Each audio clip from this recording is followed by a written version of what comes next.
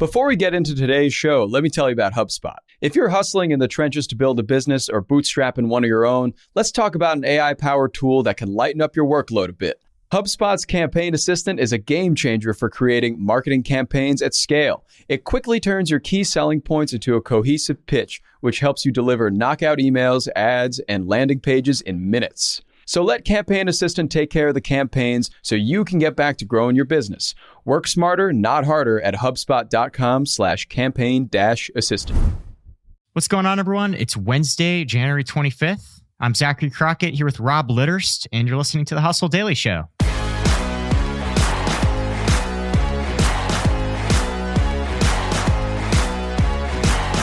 Today, we're talking about ChatGPT. That's the AI tool that just passed the freaking Wharton MBA exam.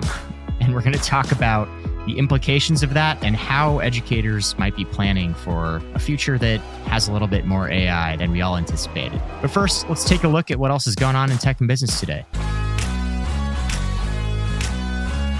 First up, the Department of Justice and 8 U.S. states filed a lawsuit against Google for monopolizing digital ad technology. That suit, basically, it claims that over the past 15 years, Google has eliminated competitors through acquisitions. They've thwarted the ability of competitors to use products, and they did all kinds of other nefarious things to control the market.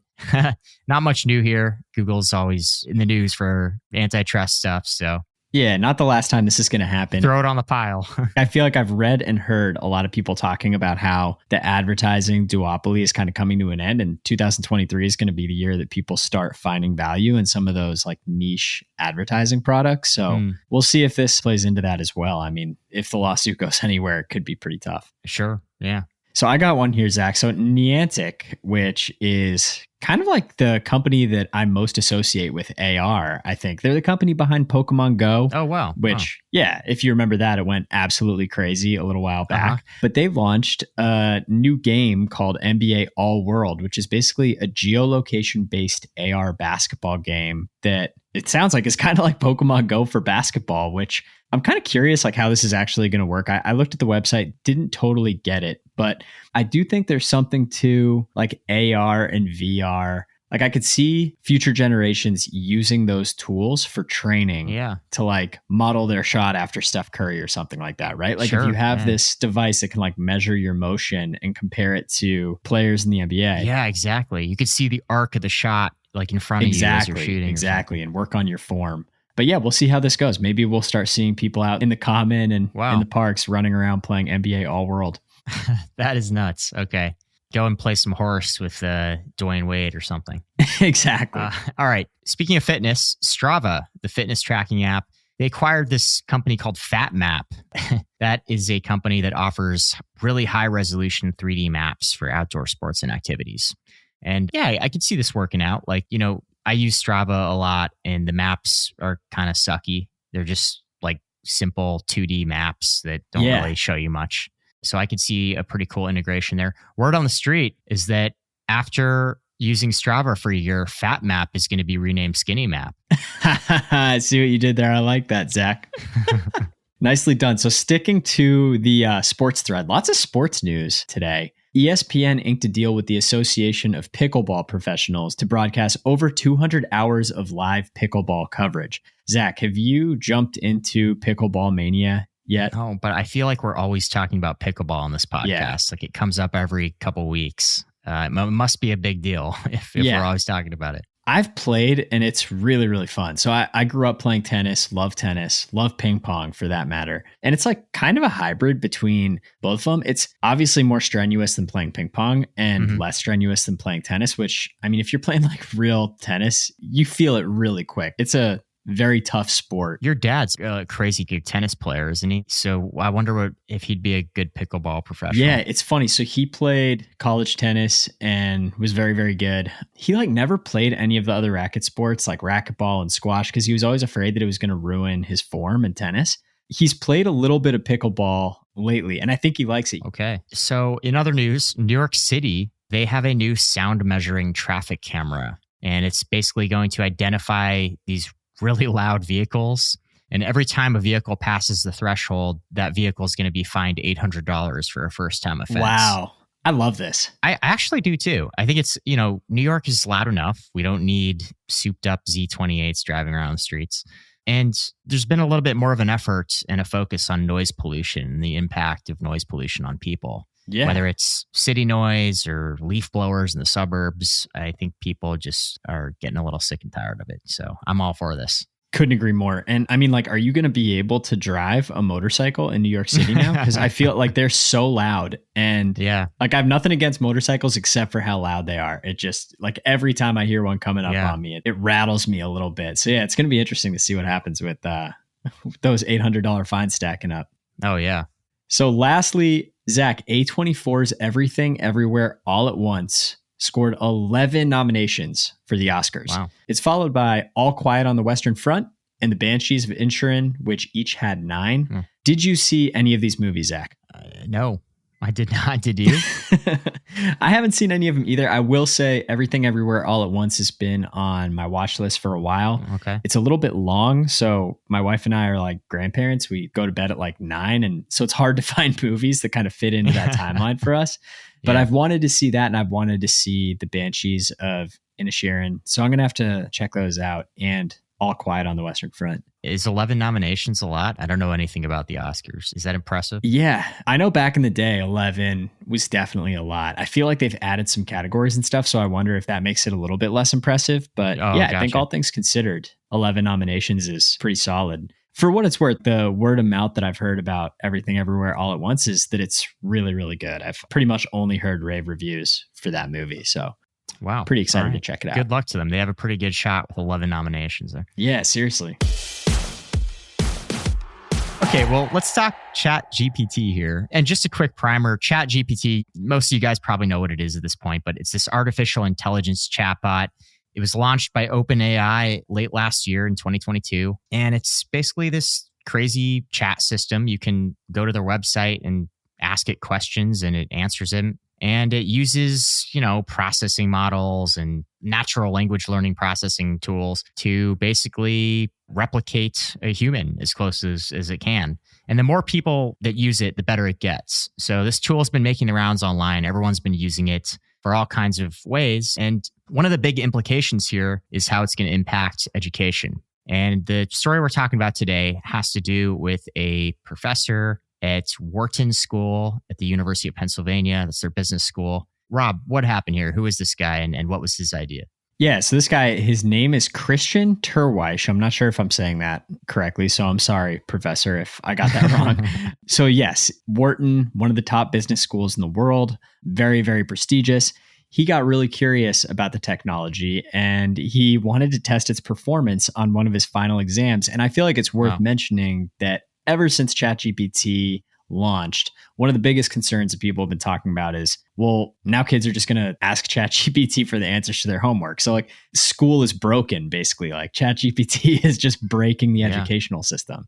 So what's cool is this guy actually kind of put it to the test. And what happened? So he said that ChatGPT struggled with a few things. It struggled with some of the advanced prompts and it made some mistakes on 6th grade math problems. But it did insanely well at basic operations management and process analysis questions. He actually chimed in and gave some context. He said not only were the answers correct, but the explanations were excellent. Wow. We have a link and maybe we can throw this in the show notes to the actual answers so you guys can check it out. But he basically said in his 25 years of teaching, he recognizes some may consider it the closest that technology has come to automating the skills of managers and consultants. Okay. All right. So depending on who you are, that's either really exciting or really alarming. I think the funniest part is like how many companies have paid absurd premiums for management consultants, which he basically just said ChatGPT is essentially replicating. Yeah. McKinsey would like a word. Yeah, with exactly. OpenAI. So there's a lot of implications here. I guess foremost, just the potential impact on education. This is all fairly new. A lot of researchers are just dipping their toes into this now and exploring this question. But what are some of the kind of high level thoughts that are floating around here? So he has a couple of thoughts on kind of how this changes the educational landscape. So first, he thinks teachers really kind of need to raise the bar for their assignments while also letting students engage with ChatGPT through a more critical lens. So essentially factoring in that students can use ChatGPT into the actual assignments, right? And making the work a little bit more demanding. On the other side, he thinks that there's potential to leverage ChatGPT to make teaching, which includes exam writing and grading, more efficient, which if you've heard people talk about ChatGPT, I feel like that's one of the things that I keep on hearing is that you can really kind of engage with it. And like once you go like a few levels deeper than your initial question, you can really kind of create a dialogue with it. And I could totally see that helping with exam writing and grading. Wow. And Zach, I know your parents are both high school teachers, or your mother was. Yeah. Have you talked to them about ChatGPT and kind of what they think about this whole thing? Yeah. Well, first of all, it seems like this professor's ideology around it is sort of a, if you can't beat them, join them kind of thing. Exactly. Use the strengths of ChatGPT in the classroom to improve the tests, to maybe supplement your teaching or the way that you write essays, and then build around that instead of just trying to ban it in the classroom. A lot of students, do their assignments at home, and it's going to be really hard to regulate how technologies are used, and also difficult to try to figure out who used it and who didn't. Right. Some of these answers that ChatGPT gives are pretty indistinguishable from human answers. I mean, they're not written well, but sometimes they're logically sound, sometimes they're not. And I think a lot of students, even if they don't just word for word use a ChatGPT's answer, they'll use it as a template to make some minor changes here and there and save themselves a ton of time writing an essay. Luckily, my mom was a teacher for 20 years. She just retired right before OpenAI came out with this tool, so she doesn't know how to deal with this. Perfect timing, yeah. My stepdad is still teaching now, and he is a history teacher.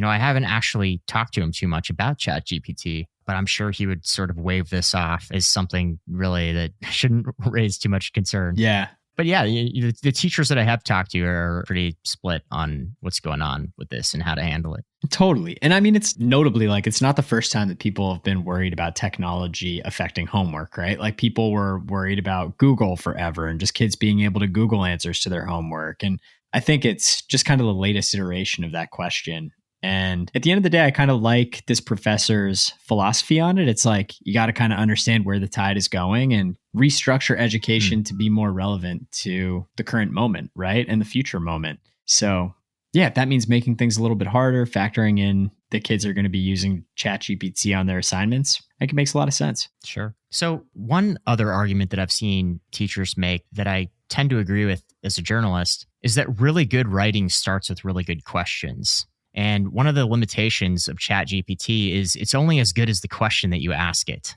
So students can't really hide behind crappy questions that they feed ChatGPT. If you don't start with really insightful questions, then you're not going to get a great result out of it. And ultimately, your piece of work really won't be that good anyway. So totally. I think some people have probably argued that they're not concerned about it if someone doesn't start with a good question. Yeah, that's a great point, Zach. It's not about the answers. It's all about the prompt. That's going to be kind of the secret sauce to using ChatGPT. And I feel like there are probably a million think boys on Twitter that have made Twitter threads about the best way to prompt ChatGPT. Yeah. So if you want to learn how, I'm sure you could go to Twitter and check that out. Yeah, you definitely can. And I guess the last thing we should say about this is, like I said, this tool right now, it's in its infancy. It just came out in November of last year, but it's going to get better. It's going to get stronger. So the current version, if it's already good enough to pass a Wharton MBA exam, I think the fears are totally valid that as this thing learns more from human input and becomes better and stronger,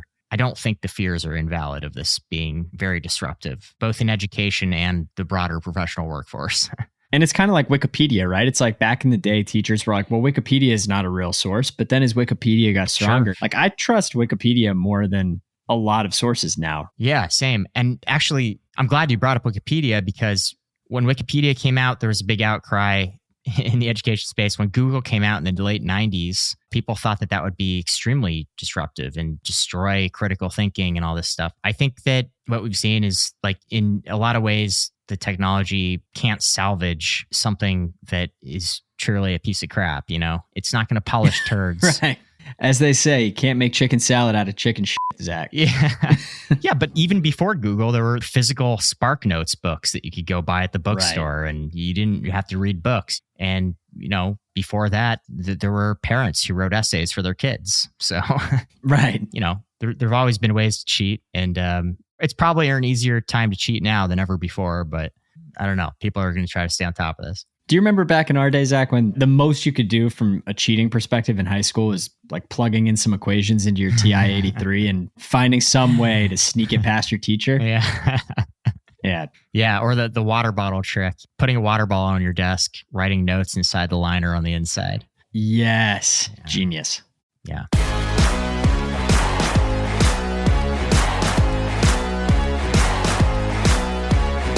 All right. Well, stay out of trouble with ChatGPT. If you're interested in using it, try to use it for good reasons. And that's going to do it for us today. Thanks for tuning into the Hustle Daily Show. We're a proud part of the HubSpot podcast network. Our editor today was Robert Hartwig, and our executive producer is Darren Clarke.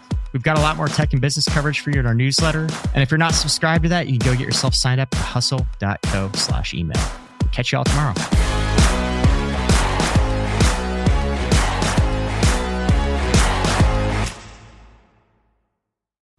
Hey guys, if you listen to the Hustle Daily Show on Google Podcasts, we want to let you know that the option will no longer be available pretty soon. Google is sunsetting its podcast app sometime in early 2024 in favor of YouTube Music, and we want to give you a heads up before it's too late, since that time's almost here. The Hustle Daily Show is available everywhere and anywhere that you listen to podcasts, like Apple Podcasts and Spotify. If you're using YouTube Music, we are there as well. If you're an Android fan, there are plenty of apps like Overcast, Pocket Casts, Player FM, and more. So just search for us wherever you decide to listen to your favorite podcasts.